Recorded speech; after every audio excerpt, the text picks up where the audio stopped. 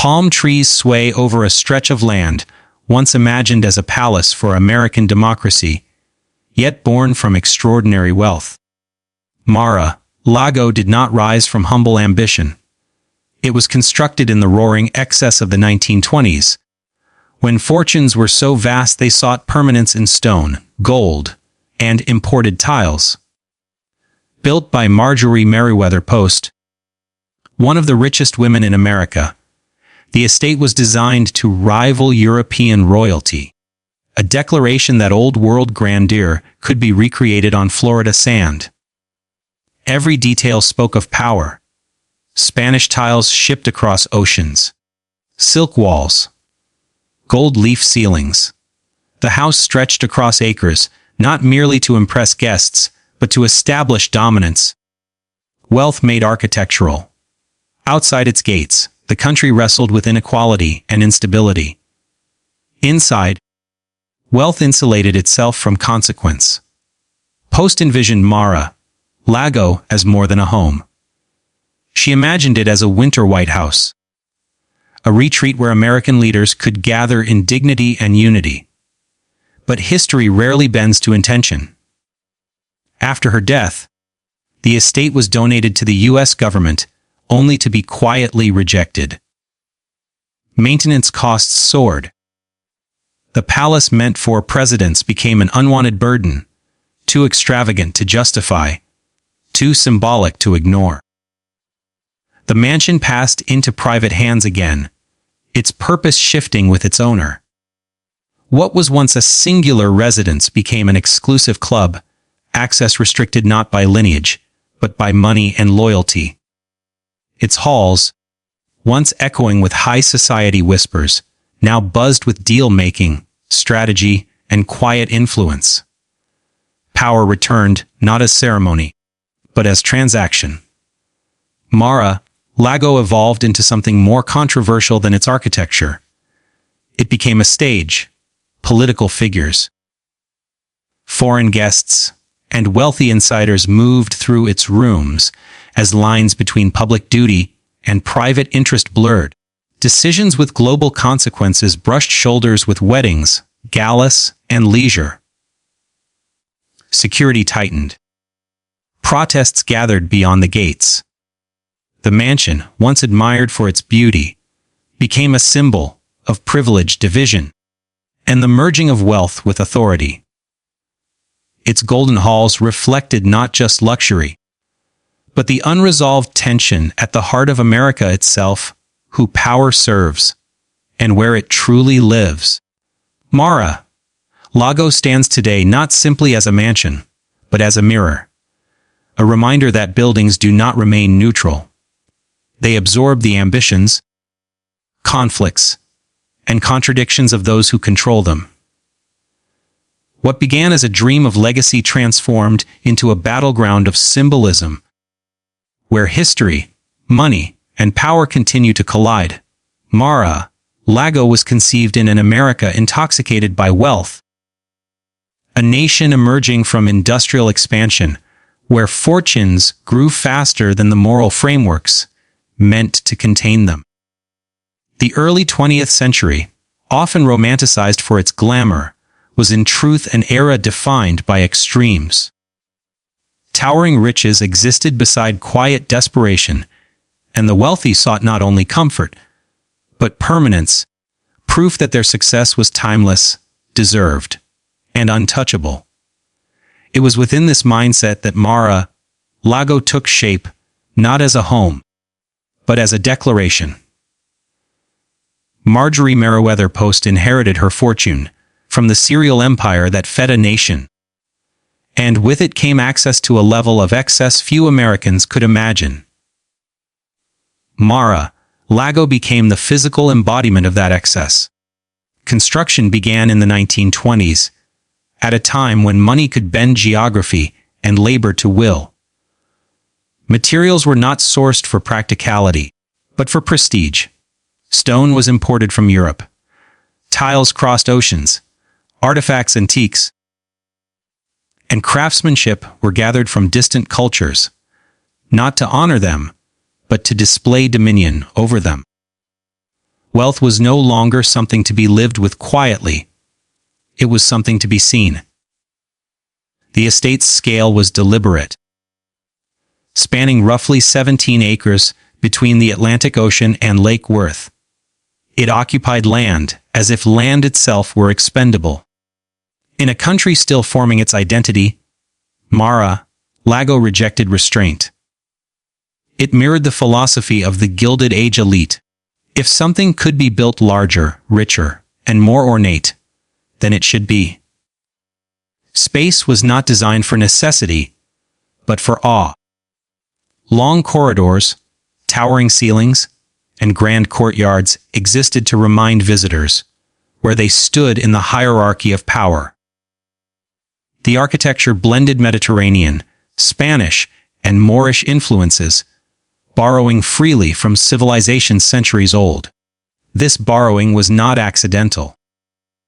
It was a quiet assertion that American wealth had matured enough to claim the symbols of empires that once ruled the world. Mar-a-Lago was not just a mansion. It was a statement that the new elite no longer needed Europe's approval. They could replicate its grandeur, then surpass it. While champagne flowed and orchestras played within its walls, the nation outside struggled with labor unrest, economic volatility, and the looming shadow of the Great Depression. The mansion's existence ignored those realities entirely. It was insulated from consequence, protected by money, and detached from the rhythms of ordinary life. The wealth that created Mar-a-Lago did not trickle outward, it concentrated inward, hardening into marble, gold leaf, and manicured lawns. Even the name, Mar-a-Lago, meaning sea to lake, reflected ownership rather than location. It implied control over nature itself, a seamless possession of land and water, horizon to horizon. This was the mindset of the Gilded Age elite, the belief that success granted not just comfort, but authority over space, culture, and legacy. Mar-a-Lago's origin was not driven by utility or modest ambition. It was born from a desire to immortalize wealth, to transform financial dominance into physical permanence. It stood as a monument to an era when excess was mistaken for achievement and grandeur for greatness. Long before controversy surrounded its gates, the mansion had already revealed its true nature. A palace built to prove that in America, money could still crown itself king. Marjorie Merriweather Post did not see herself merely as a wealthy woman in a young nation. She saw herself as a custodian of refinement, a figure meant to elevate American culture to a level she believed it had not yet achieved.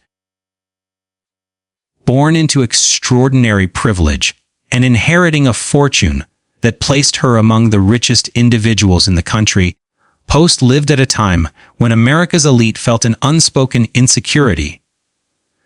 Europe had castles, dynasties, and centuries of tradition. America had money, and to Post, money needed ceremony, history, and symbolism to become legitimacy. Her vision was not democratic. It was aspirational in a hierarchical sense. She believed the United States deserved its own version of royalty, not bound by bloodlines, but by wealth, taste, and influence. Mar-a-Lago was meant to be the physical stage for that belief. It would be a palace without a crown, a place where power could gather in elegance rather than authority, and where America's elite could imagine themselves as inheritors of a grand tradition rather than beneficiaries of rapid industrial wealth. Post filled Mar-a-Lago with objects chosen not just for beauty, but for narrative. European tapestries, Spanish tiles, and antique furnishings were assembled to create the illusion of age, an artificial history crafted to suggest lineage where none existed. She understood that royalty was as much about perception as blood. If Americans could walk through halls that felt ancient, lavish, and dignified, then perhaps they would begin to accept a new kind of aristocracy rooted in cultural dominance. Her social gatherings were meticulously curated. Guests were not simply entertained, they were inducted. Diplomats, politicians, industrialists, and cultural figures moved through Mar-a-Lago as if stepping into a controlled world, one where manners, dress, and conversation reinforced status. The mansion functioned as a soft court, a place where influence flowed quietly, wrapped in silk and ceremony. Power did not announce itself there. It lingered, observed, and judged. Yet Post's vision was not purely self-serving. She believed America lacked a symbolic center for dignity and unity among its leaders. In her mind, Mar-a-Lago could become a winter White House, a retreat where presidents and dignitaries could escape the pressures of governance and meet as equals within a refined setting. This belief reflected her conviction that wealth, when properly displayed, could serve national purpose. She saw no contradiction between opulence and patriotism. Her understanding of royalty was deeply performative. She embraced ritual, presentation, and spectacle as tools of influence. Mar-a-Lago was designed to impress before a word was spoken. It was meant to shape behavior, to elevate conversation, and to remind guests that they were part of something exclusive and enduring. In this way, Post attempted to manufacture a cultural nobility for a nation that had rejected kings. But the vision carried an inherent contradiction. American identity was built on the rejection of inherited power. Yet Post's palace celebrated hierarchy and exclusivity. While she framed her ambition as cultural service, it remained rooted in privilege accessible to very few. Her American royalty depended not on public consent, but on wealth's ability to command admiration. Marjorie Merriweather, Post did not live to see how history would reinterpret her creation. But her vision remains embedded in Mar-a-Lago's walls, the belief that America, despite its revolutionary origins, still yearned for palaces, courts, and symbols of elite authority. Through Mar-a-Lago, she attempted to crown wealth with meaning, and in doing so, revealed how deeply the desire for royalty persisted, even in a nation that claimed to have abolished it. Mar-a-Lago rose in an era when wealth no longer whispered. It announced itself. Its walls gleamed with imported stone. Its ceilings glowed with gold leaf, and its rooms stretched wider than most Americans' entire lives. Every detail of the mansion was designed to overwhelm the senses, to communicate abundance without apology. Yet beyond its gates existed a vastly different America, one rarely acknowledged by those who passed beneath its chandeliers. The 1920s were celebrated as an age of progress, but that progress was unevenly distributed. Industrial fortunes multiplied at astonishing speed, while factory workers labored for wages that barely sustained them. Rural communities struggled under debt. Immigrant families crowded into tenements. Racial segregation and systemic exclusion locked millions out of economic opportunity entirely. While Mar-a-Lago expanded across acres of manicured land, entire neighborhoods in American cities lived without reliable electricity, sanitation, or security. The mansion's extravagance was not merely aesthetic, it was symbolic. Each imported tile and handcrafted arch represented resources redirected toward luxury rather than relief. The wealth concentrated in Mar-a-Lago had been extracted from systems that depended on underpaid labor and unequal access. The cereal empire that funded its construction fed the nation. Yet many of those who worked within industrial food production lived with constant financial precarity. The contrast was stark, even if unspoken. Inside the estate, time moved differently. Music echoed through vast halls, while economic anxiety spread across the country. Lavish dinners unfolded as labor strikes erupted nationwide. Guests debated culture and diplomacy, while families elsewhere debated survival. The mansion existed in a bubble of insulation, protected by money's ability to separate consequence from comfort.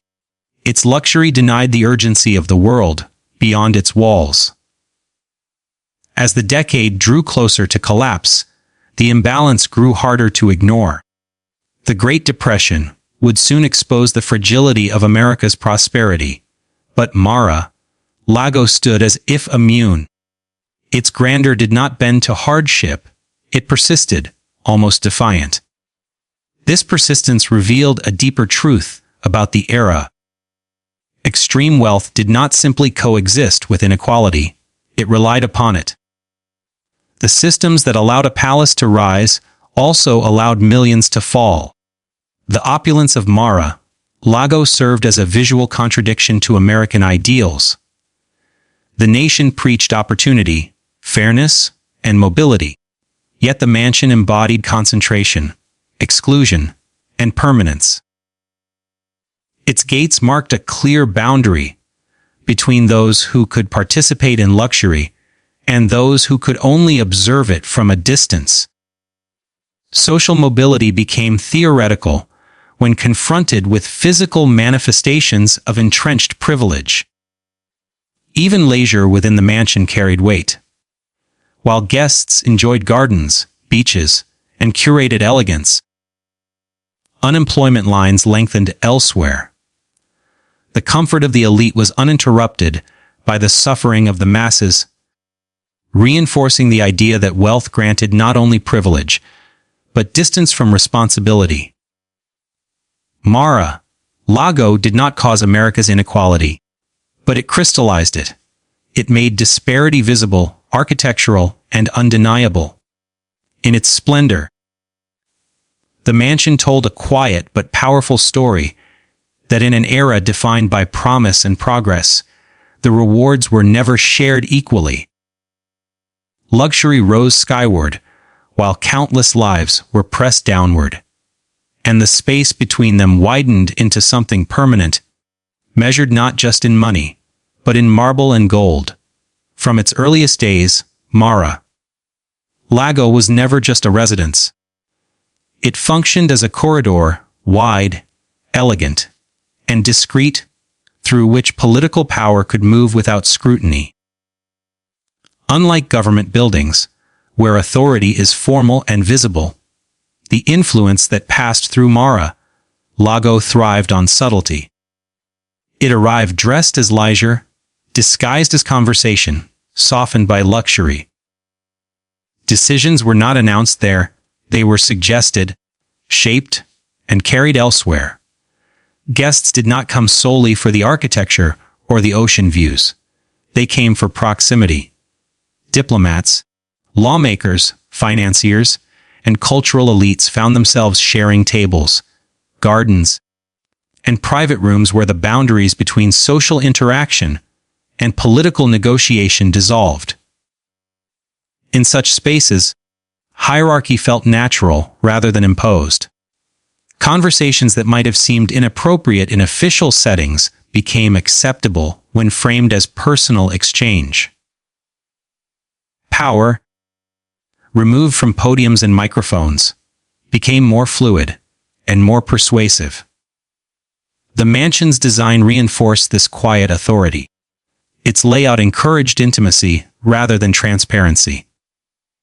Smaller rooms branched off grand halls, ideal for private discussions. Courtyards and terraces created informal settings where influence could be exercised without record. There were no transcripts, no official notes, only memory and loyalty. This absence of documentation was not accidental, it was a feature. What happened within Mar-a-Lago's walls could not easily be traced, challenged, or undone. Political power moved there not through legislation, but through access. Being invited signaled relevance. Being welcomed signaled trust. Those excluded understood the message just as clearly. Mar-a-Lago did not need to declare itself influential. Its guest list did that work. Presence became currency, and absence became consequence. During its early decades, this influence aligned with old, world traditions of elite networking. Power was exercised socially, not democratically. Deals were shaped by familiarity rather than accountability. The mansion mirrored European salons and royal courts, where governance often unfolded far from public view. In this way, Mar-a-Lago revived an ancient model of influence within a nation that claimed to reject such structures. As decades passed, the nature of power flowing through the estate evolved, but its character remained consistent. It adapted to modern politics, where media exposure increased, but informal influence still thrived. Mar-a-Lago became a place where public figures could step out of official roles without surrendering authority. There, politics felt personal, and personal loyalty could outweigh institutional norms. This quiet movement of power blurred ethical lines. When political conversations occur in private spaces owned by wealth, accountability weakens. The setting itself shapes behavior, encouraging discretion over disclosure. The mansion's luxury softened resistance, making controversial ideas easier to entertain when delivered over fine dining and ocean breezes. Mar-a-Lago's greatest political strength was never policy, it was atmosphere. It created an environment where influence felt natural, inevitable, even deserved. Power did not need to assert itself loudly, because the surroundings already affirmed it.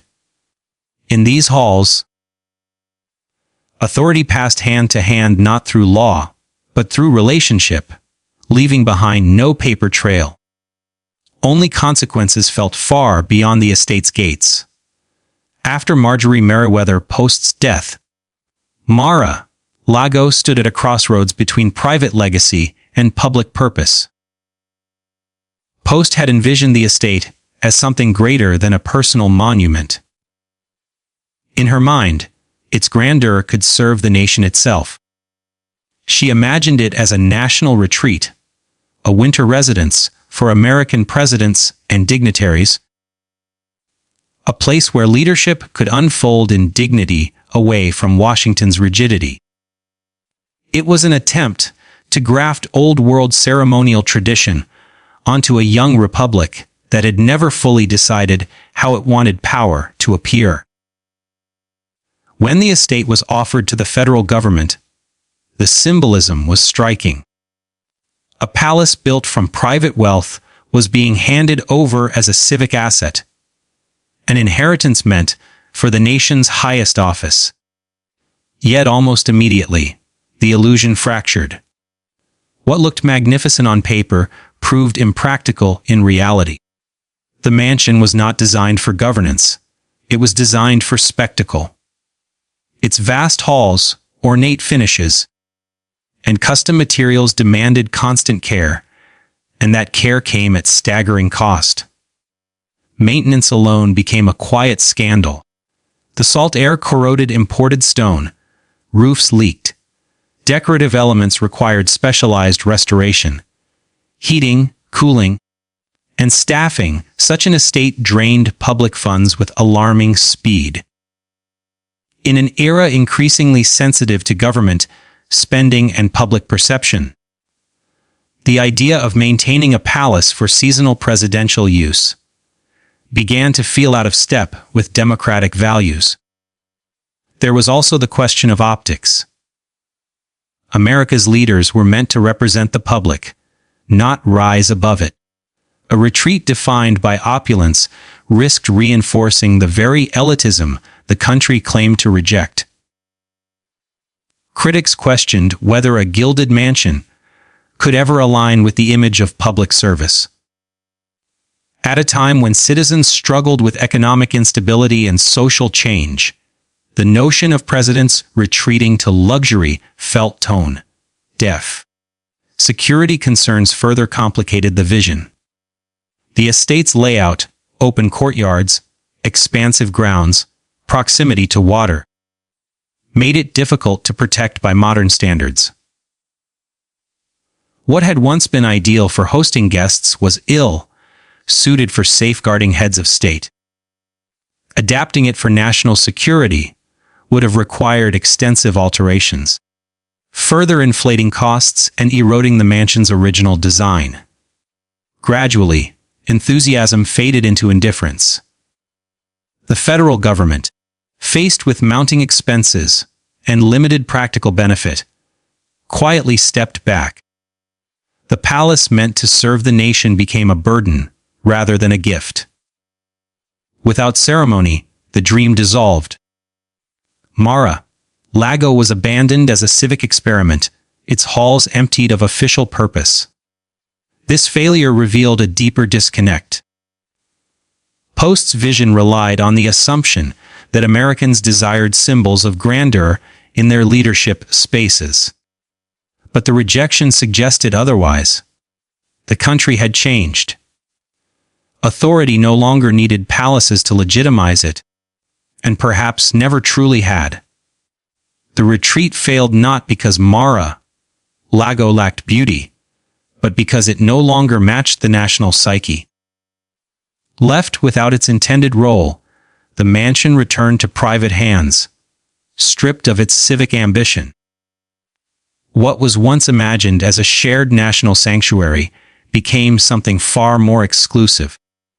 The failed attempt to transform Mar-a-Lago into a national retreat underscored a recurring tension in American history: the uneasy relationship between wealth, power, and public trust. From the moment Mar-a-Lago was completed, its beauty carried an invisible cost. Grandeur demanded upkeep, and upkeep demanded constant money, labor, and attention. The mansion was never designed to age gracefully. It was built to impress in perpetuity, assuming that vast resources would always be available to preserve the illusion of permanence.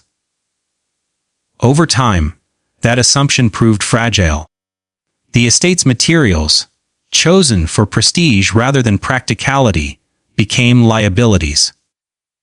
Imported stone reacted poorly to Florida's humid, salt-heavy air. Decorative ironwork corroded. Roof tiles cracked under relentless sun and storms. Interiors required specialized craftsmen capable of restoring rare finishes, murals, and antique fixtures. Routine repairs became complex operations, each one expensive and time-consuming. Mar-a-Lago did not simply need maintenance. It demanded preservation. Staffing alone represented a significant burden. A property of that scale required a small workforce just to remain functional: groundskeepers, security, domestic staff, technicians, and administrators.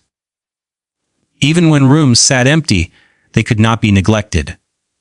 Gardens had to be manicured, systems monitored, and structures protected from decay.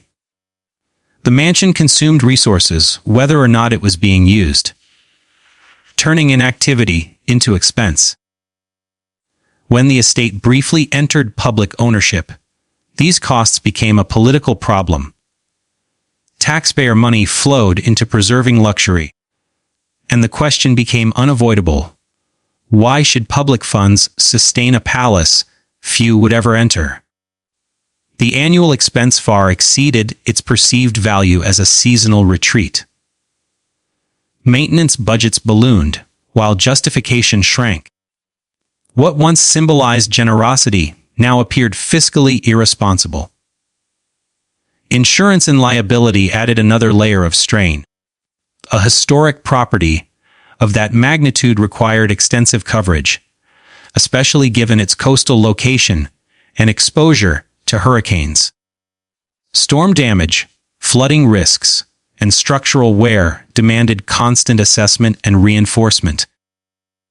Each weather event carried the potential for millions in repairs, turning nature itself into an ongoing financial threat. These struggles revealed a fundamental truth about extreme wealth expressed through architecture. Grandeur is not static. It decays without relentless investment. Mar-a-Lago's splendor could not be preserved through admiration alone. It required continuous financial sacrifice, even from those wealthy enough to afford it. Over time, the estate's costs began to shape its destiny. What had once been a private home and a proposed national retreat became economically unsustainable without reinvention. The mansion needed a new purpose, one that could generate revenue rather than drain it. Its survival depended not on legacy, but on monetization. The financial burdens and maintenance struggles of Mar-a-Lago stripped away romanticism and exposed reality. Beneath the gold leaf and imported stone lay an unforgiving equation: opulence demands payment indefinitely.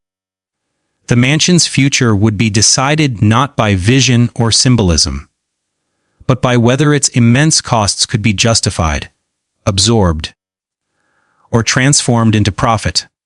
Mar-a-Lago's transformation was not sudden. It was the result of necessity pressing against ambition. The mansion could no longer survive as a purely private estate. Its vast scale, relentless maintenance costs, and dwindling relevance demanded reinvention. What had once been a personal symbol of legacy now required a business model. In that moment, Mar-a-Lago shifted from inheritance to enterprise. The conversion into a private club redefined the estate's purpose without altering its aura. The architecture remained grand, the grounds immaculate, and the interiors carefully preserved to retain the illusion of exclusivity. But access changed. Where once entry was determined by social standing or personal invitation, it now depended on wealth formalized through membership. Status became transactional, measured not by lineage, but by fees and loyalty. This shift altered the social chemistry of the space. The mansion was no longer a single household, but a curated environment designed to attract those seeking proximity to influence. Members were drawn not only by luxury, but by the promise of belonging to something rare and powerful. The club did not sell leisure alone. It sold access to people, conversations, and moments that felt consequential. Privacy, once absolute, became selective. Events multiplied. Weddings, galas, and gatherings filled halls that had once hosted intimate dinners. Yet the exclusivity remained intact, enforced through high costs and strict vetting. The estate opened itself, just enough to sustain its finances, while preserving the sense that most of the world remained outside its gates. The club model solved practical problems while creating new dynamics. Revenue flowed in, offsetting maintenance costs that had nearly doomed the property. The mansion became self-sustaining, no longer dependent on a single fortune. But in doing so, it embraced a new identity, one rooted in commercialization of prestige. History became a selling point, and heritage was repackaged as experience. This transformation blurred lines between social space and power space. Members were not merely guests. They were participants in a living network. Business discussions unfolded alongside leisure. Political influence mingled with recreation. The estate regained relevance, not as a symbol of the past, but as an active node of modern elite culture. Yet something intangible was lost. As a private home, Mar-a-Lago had been an expression of singular vision. As a club, it became adaptable, shaped by demand and perception. Its identity grew fluid, responding to who paid to belong and what they sought in return. The mansion no longer belonged to one legacy. It belonged to an ecosystem of influence. The transformation from private estate to exclusive club ensured Mar-a-Lago's survival. But at a cost. It traded solitude for spectacle, privacy for performance. What remained constant was the underlying truth that had always defined it. Mar-a-Lago existed to separate the few from the many, and its evolution only refined the mechanisms by which that separation endured. At Mar-a-Lago, luxury was never merely decorative. It functioned as a buffer, a soft barrier that dulled scrutiny and encouraged discretion. Marble floors, gilded ceilings, manicured gardens, and ocean views created an atmosphere where comfort replaced caution. In such surroundings, conversations felt less consequential, even when they carried real weight. Luxury had a way of lowering defenses, making influence easier to exert and harder to detect. Secrecy thrived not through darkness, but through elegance. There were no closed chambers marked restricted, no overt signs of concealment. Instead, privacy was embedded into the design and culture of the estate. Side rooms, terraces, and private dining areas allowed discussions to unfold away from the public eye, without appearing clandestine. The setting made discretion feel natural, even expected. What was said there belonged to the moment, not to records or oversight. Influence moved comfortably within this environment because it was never forced. It flowed through familiarity, repetition, and access. Those who spent time at Mar-a-Lago learned its rhythms, who gathered where, when conversations turned serious, which moments mattered. Influence was built through presence rather than proclamation. Simply being there, repeatedly, established relevance. Luxury also controlled narrative. The beauty of the estate commanded attention, diverting focus from the implications of what occurred inside. Media coverage often lingered on architecture, parties, and spectacle, while the substance of interactions remained obscured. The mansion's grandeur became a distraction, allowing power to operate behind a curtain of admiration. Secrecy was reinforced by exclusivity.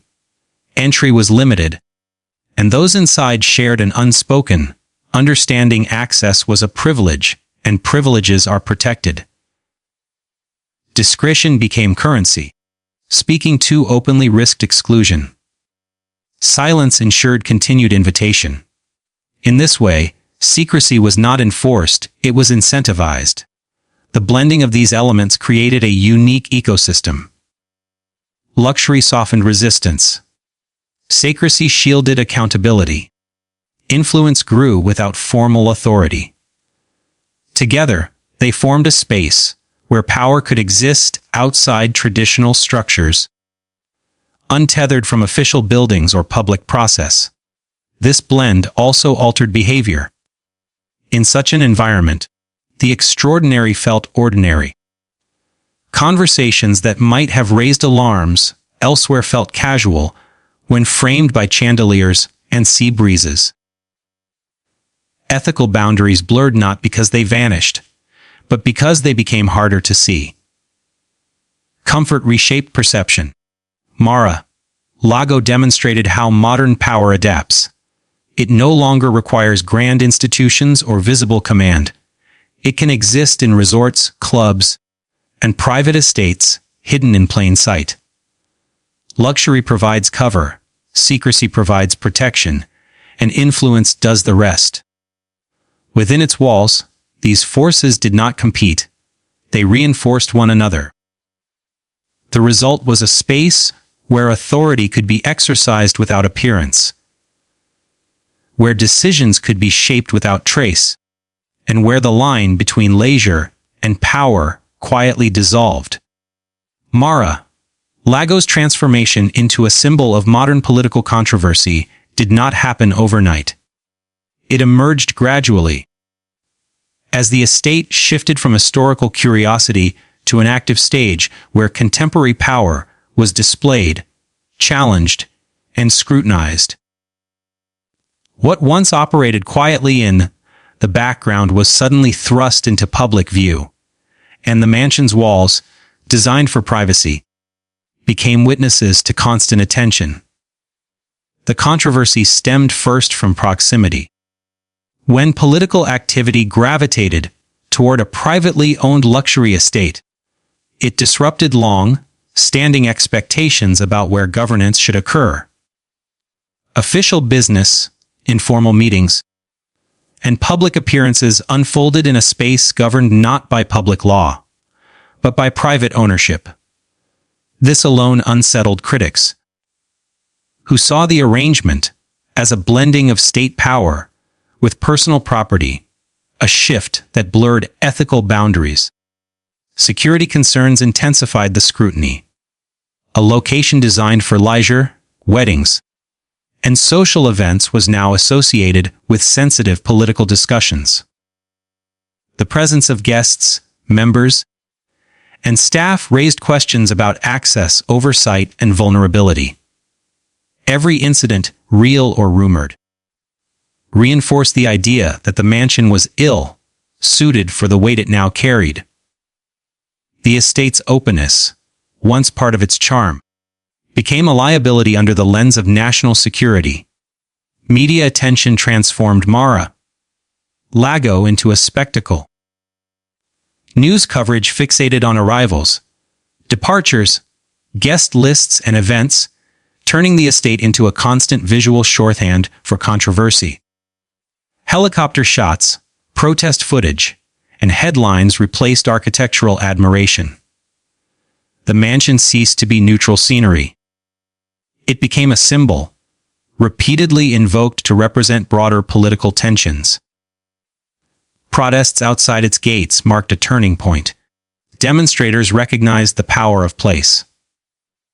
By gathering at Mar-a-Lago, they were not merely opposing policies or individuals. They were challenging what the mansion had come to represent: the elite privilege intersecting with political authority. The estate became a focal point for public anger, its luxury contrasting sharply with calls for accountability and transparency. Legal disputes and investigations further cemented its controversial status. As events tied to the estate entered courtrooms and official inquiries, Mar-a-Lago took on a new identity, as evidence, as setting, as reference point. Its name alone carried implications, signaling conflict, division, and unresolved questions. The mansion was no longer just a backdrop. It was woven into the narrative of modern political struggle. The controversy also revealed a deeper cultural divide. To supporters, Mar-a-Lago symbolized success, defiance of tradition, and alternative power structures. To critics, it embodied excess, blurred ethics, and the erosion of institutional norms. The same building provoked admiration and outrage, depending on who was looking at it. This polarization mirrored the nation itself. Through it all, the mansion remained physically unchanged. Its halls stayed polished, its gardens pristine. Yet its meaning shifted dramatically. Mar-a-Lago demonstrated how architecture can be redefined by use, how a place designed for exclusivity can become a lightning rod for public debate. In modern history, few private estates have carried such visible political weight. Mar-a-Lago's role as a backdrop for controversy showed that power no longer needs official chambers to provoke conflict. Sometimes, it unfolds beneath chandeliers and palm trees, where luxury and politics collide in full view of a divided nation. Mar-a-Lago was originally designed to impress through form. Its arches, courtyards, imported materials, and sheer scale were meant to secure its place in history as an architectural achievement. For decades, its physical presence defined its identity. Visitors spoke of craftsmanship, lineage, and design influences. But over time, something shifted. The building itself began to matter less than what it represented. Architecture receded, and symbolism took its place. This shift occurred as Mar-a-Lago moved from being observed to being interpreted. No longer just a structure to be admired or critiqued. It became a vessel for meaning. Each event that unfolded within its walls layered new associations onto the estate. Political meetings, public appearances, protests, investigations, and media coverage slowly eclipsed conversations about design. The mansion's silhouette became shorthand for ideas far larger than stone and tile. Symbols thrive on repetition, and Mar-a-Lago was repeated endlessly across headlines and broadcasts. Its name alone came to evoke power, controversy, wealth, and division. Few could describe its architectural details, but many held strong opinions about what it stood for. This was the moment architecture lost its primacy. The building no longer needed to be seen to be recognized. It existed as an idea. The estate's physical elements were reinterpreted through symbolic lenses. Gates became metaphors for exclusion. Luxury became shorthand for privilege. Its private nature came to represent secrecy. The oceanfront setting suggested insulation from consequence. None of these meanings were inherent in the architecture itself. Yet they attached so persistently that they became inseparable from the structure. As symbolism overtook form, Mar-a-Lago entered a different historical category. It stopped being evaluated as a mansion and began functioning as a cultural artifact. People argued about it without referencing its layout or craftsmanship. It became a reference point in debates about democracy, power, and ethics. The building's materials stayed the same, but its significance transformed entirely. This process revealed how legacy is shaped less by intention than by usage. Marjorie Merriweather Post had imagined dignity, refinement, and national purpose. Those aspirations became footnotes to a far louder narrative shaped by modern conflict. The architecture remained frozen in time, while the symbolism evolved relentlessly, absorbing each new moment of controversy. Mar-a-Lago's legacy now exists primarily in the abstract. It lives in political discourse, cultural memory, and public imagination more than in architectural study. The estate's influence extends beyond its physical footprint, proving that buildings do not control their meaning, history does. In the end, Mar-a-Lago became an example of how power can transform space into symbol. Its walls still stand, but its legacy no longer rests on arches or craftsmanship. It rests on what the mansion came to embody, a reminder that architecture may endure physically, but symbolism endures psychologically, shaping how a place is remembered long after its design fades into the background. Mar-a-Lago endures not because of what it was built to be, but because of what it became. Its story reveals how places absorb the ambitions of those who control them, how wealth reshapes space, and how power leaves imprints long after voices fade. What began as a dream of permanence turned into a symbol of contradiction. Where elegance met exclusion, where privacy intersected with authority, and where history refused to stay silent. Mar-a-Lago stands as a reminder that buildings are never just structures. They are stages. And once history steps onto them, their meaning is no longer owned by those who built them, but by the era that uses them, challenges them, and ultimately remembers them.